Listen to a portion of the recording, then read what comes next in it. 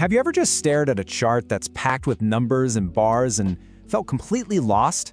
You just know there's a story hiding in there, some amazing insight, but all you can see is a big old jumble of data? Well, trust me, you are not alone. And the good news? There is a super simple way to cut through all that noise and get right to the good stuff. So let's dive in. Okay, take a look at this. It's a bar chart showing the percentage of people in the USA who live alone, and it covers 150 years, broken down by age. Whoa. I mean, at first glance, that is a lot to take in. Where do you even start? It's so easy to get hit with a little bit of, well, analysis paralysis. But what if I told you there's a simple, repeatable system for this?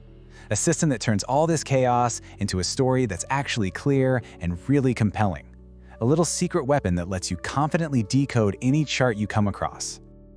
We're going to call this system the three-step takedown, and it's designed to make looking at data way more straightforward and, honestly, a lot more effective.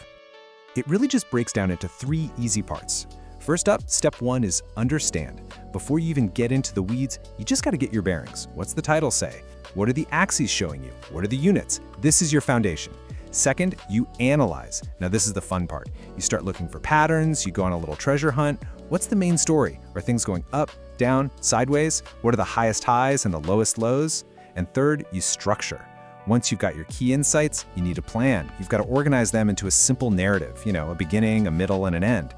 It turns what feels like a huge task into a simple checklist. All right, enough theory. Let's actually put this into practice with our chart. So, step 1, understand. The title tells us it's about people living alone in the USA from 1850 to 2000. Okay, the vertical axis is a percentage, horizontal is time. The legend shows us the different age groups. Bam, we've got our bearings. Now we can move on to the really good part, the analysis. Okay, analysis time. What is the very first thing that jumps out at you? If you just kind of blur your eyes and look at the overall movement from left to right, you see it, right? Every single age group shows a consistent upward trend. From 1850 all the way to 2000, the percentage of people living alone has gone up across the board. That is our first major story point. Next, let's hunt for the extremes. If you focus on just those dark blue bars, that's the 55 to 64 age group. A really clear pattern pops out. In every single year they measured, they consistently have the highest percentage. That's not a coincidence. That's a crucial piece of the puzzle. And on the flip side, you've got the yellow bars, the youngest group, 17 to 26. And just as consistently, they are always at the bottom. So right away, we've found a key dynamic here. Age plays a huge role. Older folks in this data set are way more likely to live alone than younger ones, and that's been true this whole time.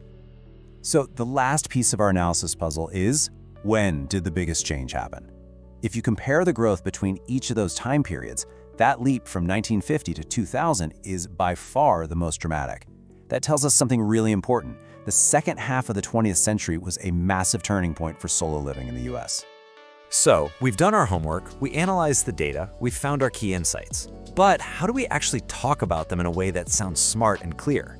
Well, this brings us to our third step, structuring our story.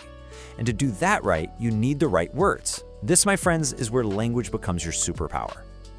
It's one thing to see the patterns in the data. It's a whole other thing to describe them with precision, with impact. The difference between a pretty good description and an absolutely great one, it almost always comes down to the words you choose. This is all about leveling up your vocabulary. So instead of just saying something went up, you can be so much more precise.